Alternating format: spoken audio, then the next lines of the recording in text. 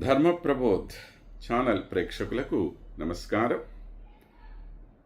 శ్రీరామనవమి ఒక అత్యద్భుతమైన, మానవుడిగా పుట్టిన ప్రతివాడు కూడా జరుపుకోవలసిన పండగ. మానవుడే మహనీయుడని, మానవుడిగా పుట్టడం ఏ దారిద్ర్యము కాదని, మానవుడిగా పుట్టినవాడు కూడా భగవంతుని స్థాయిని పొందగలడని నిరూపించిన అవతారం శ్రీరామావతారం. అటువంటి శ్రీరాముని అద్భుతమైన కళ్యాణకరమైన గాథలు 1-2 కాదు. ఆ మహానుభావుడు తన జీవితంలో ఎన్నో కష్టాలకు తాను ఓర్చుకొని మనందరికీ కూడా ఒక సన్మార్గాన్ని ప్రదర్శింపచేసి చూపినవాడు. ఆయన ఒక గొప్ప రాజు. కావాలి అనుకుంటే ఎన్నో రకాలైన సుఖాలు తాను పొందగలడు.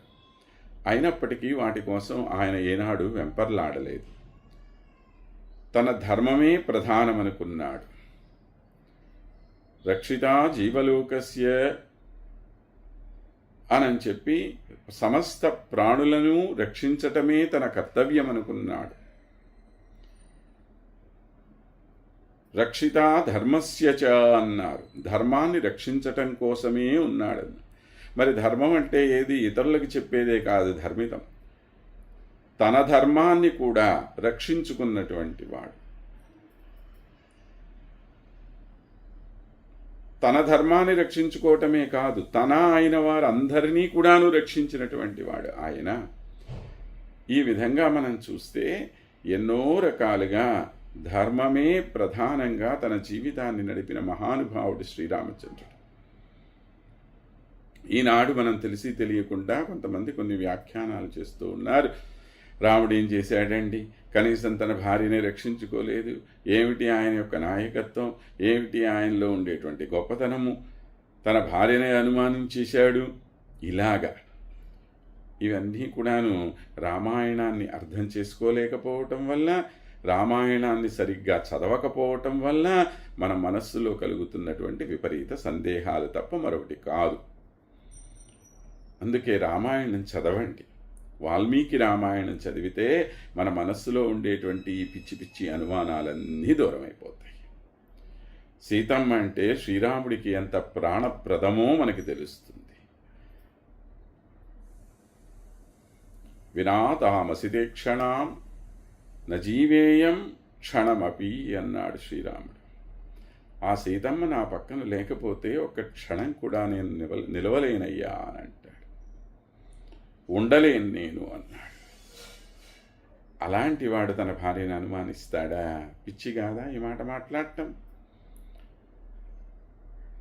మరి ఎందుకు అనుమానించాడు? ఎందుకు అంటే ఒక సాధారణమైన మానవుడిలాగా జన్మించటానికి, జీవితంలో సుఖాలు పొందటానికి ఆయన ఈ లోకానికి రాలేదు. మానవులకు ఒక ఆదర్శప్రాయమైన జీవితాన్ని చూపించడం కోసం వచ్చాడు. మనలో ఉండే అనుమానాల్ని పటాపంచలు చేయటానికి ఆయన వచ్చాడు ఈ లోకంలోకి. తన ధర్మాన్ని తాను నిర్వర్తించటం కోసమని, స్వీయ ధర్మం కన్నా రాజధర్మం గొప్పదని, రాజైన వాడు ప్రజల ఆకాంక్షలకు అనుగుణంగా రాజ్య పరిపాలన చేయాలని, ప్రజల్లో ఉండే అనుమానాలు దూరం చేయటానికి తాను ఎన్ని కష్టాలు పడినా పర్వాలేదని చెప్పి ఇంత త్యాగానికి ఒడిగట్టిన మహాత్యాగశీలి అయితే శ్రీరామచంద్రుడు. ఆయన్ని గురించి మనం తప్పుగా మాట్లాడటం ఎంత దుర్మార్గమో ఆలోచించండి. కనుక శ్రీరామచంద్రుని యొక్క జీవితం, ఆయన చూపిన ధర్మ మార్గం ప్రతి వాళ్ళకి కూడా ఆదర్శప్రాయమైంది. ఆయన మహత్తరమైన త్యాగాన్ని గుర్తు చేసుకోవటానికి ఈ శ్రీరామనవమి పండుగ ఒక అద్భుతమైన అవకాశం. మరొక అనుమానం, ఏమండి ఈరోజు రాముల వారి పుట్టినరోజా లేకపోతే రాముల వారి వివాహం జరిగిన రోజా అని చెప్పి.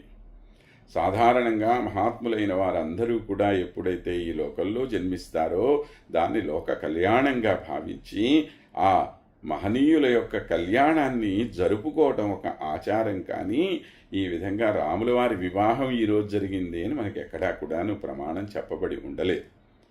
రాముల వారి జన్మించినటువంటి నక్షత్రం పునర్వసు నక్షత్రం, చైత్రమాసం, నవమి తిథి, శుక్లపక్షం.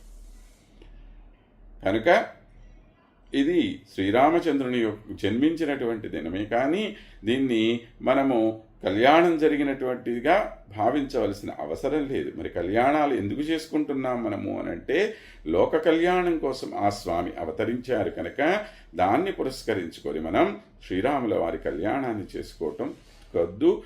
భారతదేశంలో మరీ ముఖ్యంగా ఆంధ్రదేశంలో ప్రతి ప్రాంతంలో కూడా శ్రీరామనవమి కళ్యాణాలు జరుగుతూ ఉంటాయి. ఈ రోజున ఇది మరింత ఎక్కువగా పెరగవలసిన అవసరం ఉంది. ప్రతి వీధిలోనూ కూడా రాముల వారి కళ్యాణం జరగాలి.